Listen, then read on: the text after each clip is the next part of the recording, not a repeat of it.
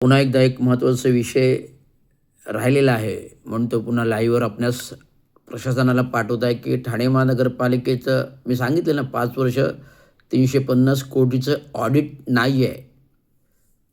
त्याचा प्रशासनाने नगर अभियंत्याकडून खुलासा मागवावा का ऑडिटिंग केलेलं नाही. लेखावित्त कॅटकडून त्याचं का अजूनपर्यंत आर्थिक लेखापरीक्षण झालेले नाही आहे आणि संपूर्ण प्रस्तावांचं लेखापूर्व मूल्यांकन का झालेलं नाही आहे, ऑडिटिंग का झालेले नाही हे करावं. आणि ठाणे महानगरपालिकेमध्ये तूर्त लेखा व वित्त अधिकारी यांना जाब विचारला असता कुठल्याही प्रकारचा ठाणे महानगरपालिकेमध्ये महसूल त्या विभागाच्या प्रकल्पाचे GR जे माजी मुख्यमंत्री आणि आत्ताचे उपमुख्यमंत्री यांनी जे GR पारित केले नगरविकास खात्या थ्रू, नगरविकास खात्याचे सर्वस्व ते त्यांच्याकडे असल्यामुळे महाराष्ट्र शासनाचं आणि माजी मुख्यमंत्री आणि आत्ताचे उपमुख्यमंत्री असूनसुद्धा नगरविकास खाते त्यांच्याकडे, त्या नगरविकास खात्याने जे विशेष सहाय्य निधी अंतर्गत GR अध्यादेश पारित केले आहेत महसूल खात्यातून, त्या GRचा 1 रुपया देखील महानगरपालिकेमध्ये अद्याप आलेला नाही आहे आणि सदर खात्याचे 2,500 कोटी दायित्व असलेलं देयक देणं बाकी आहेत. आणि ठाणे महानगरपालिका नुसतं GR आणून त्याच्यावर टेंडरिंग करते, काम करते आणि टक्केवारीने पैसे हे लोकल बॉडी लोकप्रतिनिधीतील माजी मुख्यमंत्री आणि उपमुख्यमंत्री यांच्यापर्यंत टक्केवारीने ते ठेकेदाराच्या टेंडरच्या सेटिंगचे पोहोचलेले आहेत. आता उदाहरणार्थ निवडणूक 1 ऑक्टोबर 2024 होण्यापूर्वी पहिल्याच आठवड्या वर्धापन दिनानंतर तात्काळ गडकरी तोडायला घेतलं. त्या गडकरी काही स्ट्रक्चरल ऑडिट रिपोर्ट नाही आहे. ते वर्ग 1 मध्ये येतं त्याचं खाजगी structural audit Raviraj Ravindra Chango Shinde CMD SR group कंपनीने केलं. त्याची टेक्निकल ऑडिटची क्लिप मी व्हायरल केली, ती सर्वांना आवडली आणि त्या अनुषंगिक जर स्ट्रक्चरल ऑडिट नाही तर कुठल्याही प्रकारचं गडकरी रंगायचं थकीत बिल देण्यात येऊ नये. आता शिवाजी मैदान, शिवाजी टॉवर हे धोकादायक नसताना वर्ग 1 मध्ये नसताना देखील ते पाडलं आणि नवीन टक्केवारीचा प्रस्ताव 100 कोटीचा बनवला. आता ठाणे महानगरपालिका जुनं मुख्यालय जे 90च्या दशकात बांधलं, चंदनवाडी 5 पकडी येथे भव्य अशी 4 मजली इमारत आहे, सभागृह आहे. तर या इमारतीवरच ही ठाणे महानगरपालिका मुख्यालय भवन व्हावं अशी लोकांची मागणी आहे, नागरिकांची मागणी आहे. त्यामुळे महाराष्ट्र म्युनिसिपल कर्मचाऱ्यांनी हरकतीचे मुद्दे प्रशासनाला दिलेले आहेत आणि रेमंड सिंगाण्याच्या जागेवर जे का संकुल होतं त्याच्या सेवा भूखंडातील जो भूखंड आहे 12 एकरचा, त्याच्यावर 4 एकरवर उद्यान आहे, 8 एकरमध्ये महानगरपालिकेचं भवन आहे, ते जवळजवळ 500 ते 1000 झाडे आहेत. ती झाडे कपात करून काढून उद्यान विभागाने दुसरीकडे त्याचं पुनर्वसन केलेलं आहे. रिक्त जागेत खोदकाम करताना एक पाण्याची भली मोठी विहीर आढळलेली, ती विहीर या ठेकेदारांनी बुजवून तोडून टाकलेली आहे. या खोदकामामध्ये जवळजवळ आता 15 फूट खोदाई झालेली आहे. अजून 10 ते 15 फूट खोदाई बाकी आहे, ती चालू आहे. माझं दैनंदिन स्ट्रक्चरल ऑडिटर आणि तांत्रिक सल्लागार या नात्याने जिओटेक्निकल दृष्ट्या आणि कामाच्या तांत्रिक परीक्षण दृष्ट्या आणि कामाचं स्ट्रक्चरल दृष्ट्या कामाची देखरेख खाजगीरित्या मी करत आहे.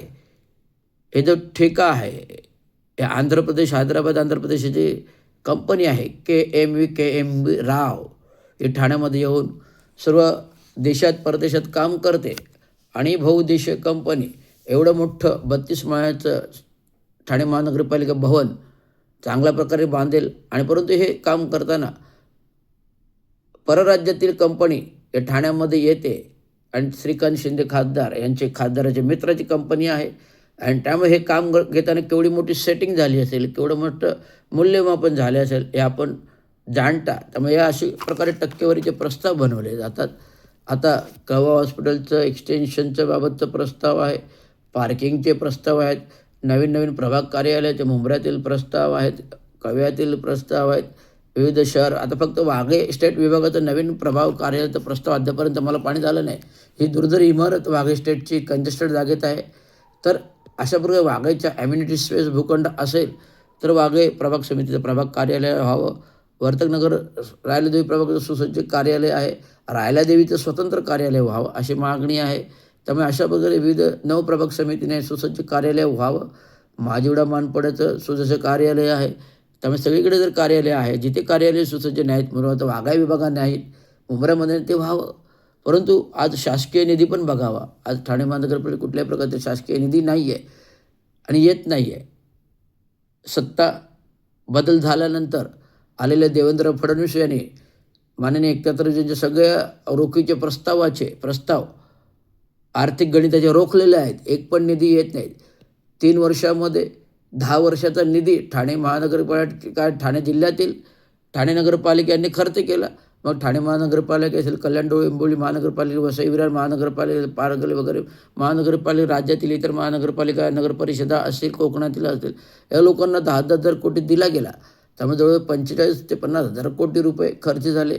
आणि लाडकी बहिणीसाठी 45 ते 50,000 म्हणजे लाख म्हणजे अब्ज कोटी रुपये महाराष्ट्र शासनाच्या तिजोरीतील 3 वर्षाच्या मुख्यमंत्र्यांनी खर्च केले. त्यामुळे त्यांना शासकीय निधी तर काही वाटत नाही. पण लाडकी बहीण योजना ही घटनाबाह्य आहे, नियमबाह्य आहे. आर्थिक तरतुदीमध्ये राष्ट्रपतीला अधिसूचनेशिवाय कुठल्याही प्रकारचा निधी वाटप रोख रक्कमेमध्ये देता येत नाही. तर निवडणुकीमध्ये यांनी कसं काय वाटप केलं हा एक प्रश्न आहे.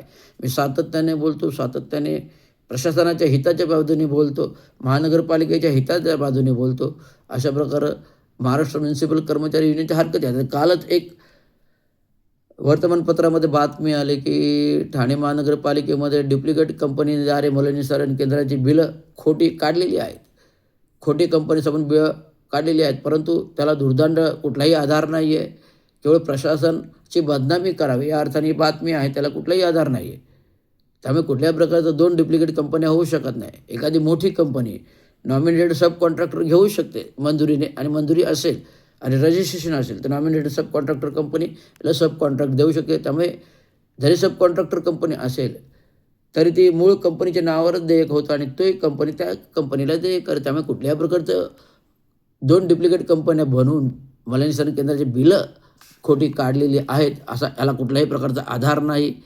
तर अशा प्रकारचा मी त्याचा खुलासा कालच केलेला आहे. त्यामुळे लोकप्रतिनिधी महानगरपालिकेची बदनामी केली चालते, पण प्रशासनातील अधिकाऱ्यांनी एखाद्या चुकीचं आक्षेपावर बोललं तर ती महानगरपालिकेची बदनामी होती. ते रवींद्र शिंदेला कोविड कालावधीमध्ये 2दा निलंबन केलं. हे किती चुकीच्या नियमबाह्य पद्धतीने आहे त्याची मी चौकशी करा मागणी केलेली आहे. राबोडी येथील जेलमागील जो नियमबाह्य नाल्याचं काम रखलेलं त्याला निधीच नाही आहे, त्याची मी चौकशी मागितली. कारण त्या कामाचा आधार घेऊन मला निलंबन केलं होतं, त्याची चौकशी व्हावी असं प्रशासनाकडे माझी सातत्याने मागणी आहे. नगराभियंत्याकडे मागणी ती त्यांनी करावी. बिपिन शर्मा होते, अभिजित बांगर होते आणि आलेले सौरवराव यांच्याकडे लिखित पत्राद्वारे मी मागणी केली आहे. ती मागणी अजून का पूर्तता होत नाही हेच मला प्रशासनाला विचारणं आहे. त्यामुळे लवकरात लवकर करा. आम्ही लवकरात लवकर एक गंभीर आणि मोठं असं आंदोलन ठाणे महानगरपालिका भवनामध्ये होईल. तुम्ही मला प्रत्येक वेळी आंदोलन मागे घेतो आणि तुमचा रिस्पेक्ट करतो. याचा अर्थ असा नाही की प्रशासन या मागण्यांवरती कानाडोळा करेल. ते गंभीर मागण्या, ते गंभीर विषय आहे, तरी तात्काळ प्रशासनाने याची दखल घ्यावी एवढं सांगतो. धन्यवाद. जय भीम, जय महाराष्ट्र.